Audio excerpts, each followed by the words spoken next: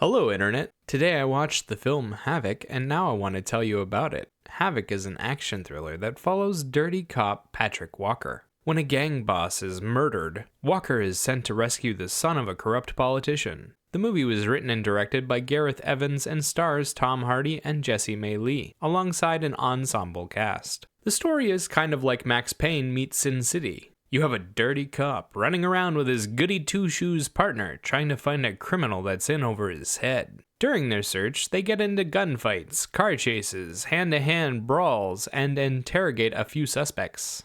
It's an old-fashioned action-adventure with lots of questionable behavior, shades of gray everywhere, and murder and mayhem on the front of the brain. For positives, it has an exciting story, great acting, a cool visual journey with plenty of standout moments, and a solid soundtrack. Starting with the story, it's a long winding tale about Walker trying to find and rescue a guy who's being chased by every criminal in the city and more than a few cops. The journey is a bit fantastical in how events play out, but there's non-stop action throughout the film to keep you entertained. There's long-form fight scenes where henchmen and cops alike are brutally murdered. There's gunfights where an army of criminals get gunned down by the plucky heroes. And there's a ton of twists and turns to keep things interesting. It's exciting from start to finish. Cast-wise, there's a few big performances and a lot of solid small parts. There's cops and a lot of different gangsters. From the cops, you have Timothy Oliphant leading a band of crooked badges. On the gangster side, you have Forrest Whitaker playing a corrupt politician, Yan Yan Yo as the vengeful head of the triad, and Sonny Pang as a double-crossing rat.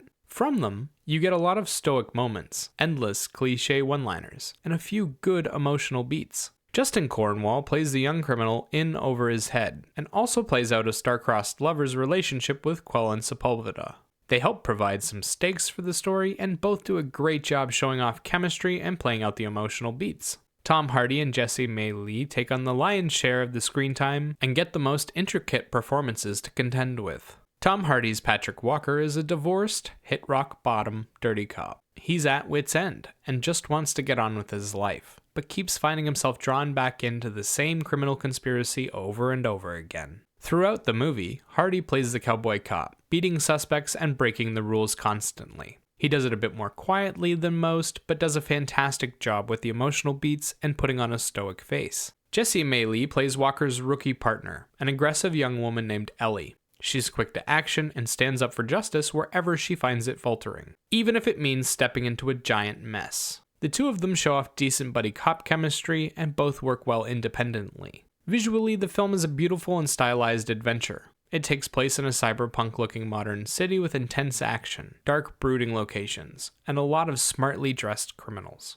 They use a mixture of CGI and real effects to create the action sequences and backgrounds, which leads to amazing-looking scenes. The CGI is a little obvious, but your brain gets used to it after a while. For big standout moments, they had a ton of big action sequences that step things up. There's two in particular that will be remembered for years to come. Both are long-form fight scenes where the heroes take on upwards of 20 opponents in fistfights and gunfights. They destroyed the environments, came up with 100 unique deaths, put on jaw-dropping stunts, and they looked good doing it. Sound-wise, the film uses techno music and a bit of dreary jazz to create a cyberpunk feeling, like a noir set in the future. There's a few original tracks here and there, but mostly they use instrumentals. The tracks tend to hype up the moment or build out the atmosphere. So when they're in a club, they've got appropriate music playing, but when they're outside, it's quiet. Outside of atmospheric music, they only use it for hype during action sequences, but it works effectively. The soundtrack as a whole gives the film a dark and mysterious feeling. Which brings me to the negatives.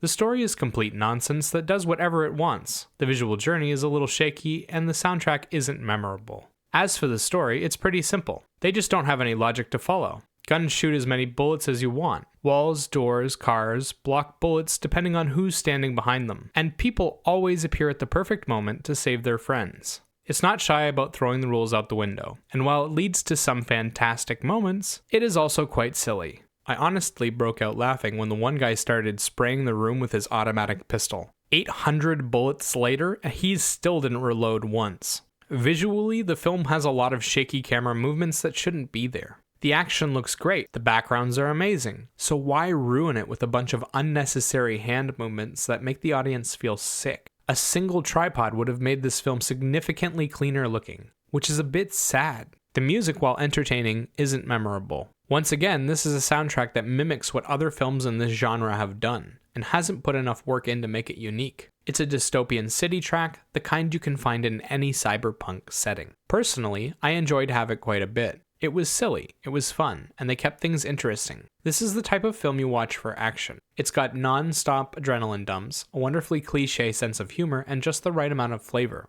It ends up being an entertaining film similar to things like Shoot 'em Up or Sin City. Wild criminal things happen, and a bunch of bodies get dropped by an anti-hero with a gun. As for a rating, I'd give this film a 6 out of 10. Remember, these are just my thoughts on the film. Let me know what you think in the comments below. Bye bye!